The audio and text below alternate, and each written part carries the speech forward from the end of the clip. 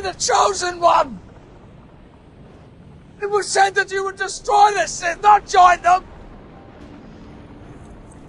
Bring balance to the Force! Not leave it in darkness! I hate you!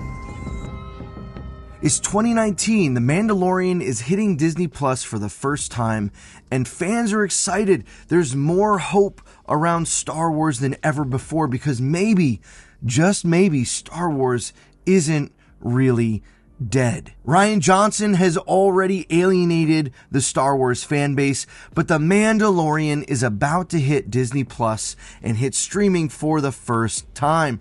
There is a palpable excitement in the Star Wars fan base because of Jon Favreau and Dave Filoni. We thought that they would be the ones to bring balance to the Star Wars universe, that they would be the ones to get rid of all of the stuff that we hated, and in them, in Jon and Dave, we trusted. But our trust was misplaced. We were misguided. We were blinded by hope because Dave Filoni is a traitor. It's now 2024, and the Acolyte has released 3 episodes that have not divided the fan base, surprisingly enough. Instead, it's brought us together. Brought us together how? Brought us together because we all agree that this show is complete garbage. That the show is poorly written, it looks terrible, it is lame in so many ways, and fans are taking to social media to air their frustrations and anger at what Disney has done to the Star Wars franchise. In a recent article on StarWars.com by Kristen Baver titled, "In the Acolyte, Jodie Turner-Smith's mother Anissa is mothering." That's not the point. That's not what we're looking at. But look what it says. First 2 paragraphs is all we need to read. We're not going to read the rest of it. Not all witches are sisters of Dathomir. When the Acolyte creator Leslie Headland first started writing her Star Wars series, the first 3 episodes are now streaming on Disney Plus. She was inspired by Mother Talzin. The fact that she's going to say she's inspired by Mother Talzin, like nothing about these witches invoke the awesomeness, the epicness of Mother Talzin. It has to be said. Power of one, the power of two, the power of many. Boring.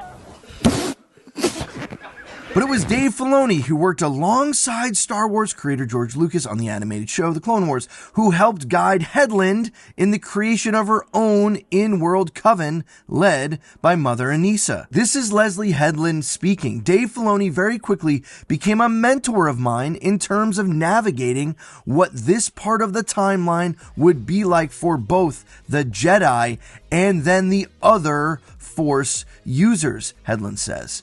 It was kind of an aha moment for me when he told me, you know, not all witches are Night Sisters. This means the Acolyte show, written by Leslie Headland, is Dave Filoni's fault. Dave was her mentor. Now, you might be saying not every mentee has the same success of their mentor. You just have to look at professional sports to see that coaches who coach under other coaches don't go to be good coaches. Fine. But the difference here is Dave Filoni is still in the building. Dave Filoni gave her the direction to go in for this era of the timeline. The Dave Filoni apologists are going to sit back and say, well, Dave probably just told her to go do other witches so she wouldn't mess up the Night Sisters. Really, that's what you're going to say. You're going to say that Dave mentored her to not mess up his thing. Well, if that's the case, if Dave is that childish and that selfish to be worried that his little toys are going to get played with and he's not going to get to play with them anymore the way he wants to, well, then he is selfish, and we all know where selfishness leads. What happens when you go to the dark side is it goes out of balance, and then you get really selfish and you forget about everybody, and you ultimately lead yourself, because when you get selfish, you get stuff, or you want stuff. Here is the path to the dark side.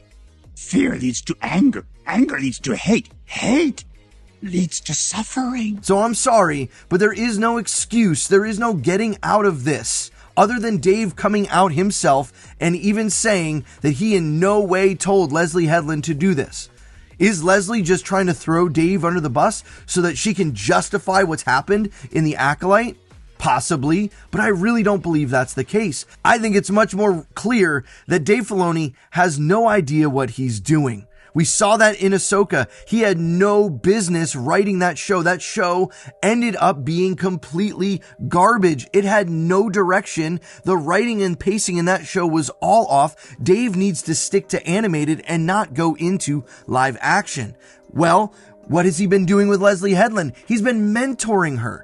Is he proud of his protege's work in the Acolyte? I certainly hope not, because everything that we've seen up to this point in 3 episodes of the Acolyte is just lame. It has no place. These witches, you're right, are nothing like the witches of Dathomir. These witches have no connection at all with Mother Talzin. Correct. Because the Mother Talzin, Dathomir witches, the Night Sisters, are freaking awesome. The idea is not necessarily the problem, but Dave needed to give better guardrails and direction to Leslie Headland if he's going to be claimed as a mentor. He needs to be the one to tell her, no, you shouldn't be talking about having babies born through the force or magic of some kind that are force sensitive because of the problems that will bring in the lore, because of how that undermines everything we know about how Anakin was born by the Force reacting against what Plagueis was doing. But no, none of that. And if Dave, you're the mentor, these are the things you should have stopped. But instead, you sat by and just let it happen. Dave, you're a traitor. And now I have zero hope that Ahsoka Season 2 will be anything but a complete train wreck. Not to mention the Mandalorian movie that is being made and written right now. And if that's where Dave's attention has been, he's missing that Star Wars is gone. No one is going to be coming to those movies. No one is going to be going to the Rey movie. And no, this is not because the Star Wars fan base is male dominated and just a bunch of toxic, horrible men who are unwilling to look at anything that has a woman in it. No, that has nothing to do with what we're talking about. We're talking about how these 3 episodes so far in the Acolyte have completely broken away from what Star Wars is. It is zero understanding of what the Force really is. And even if in best case scenario, these witches have a wrong understanding of the Force, fine, put that aside. Clearly, somehow, some understanding of their Force has brought about Force-sensitive twins. You can't get around that. There's still some that are going to say all of these criticisms are completely false because we're just a toxic, male-dominated fan base. But I think I can show how that is absolutely not the case when we take a closer look at the women of Andor. To check that video out, click right here. I'll see you on the next one.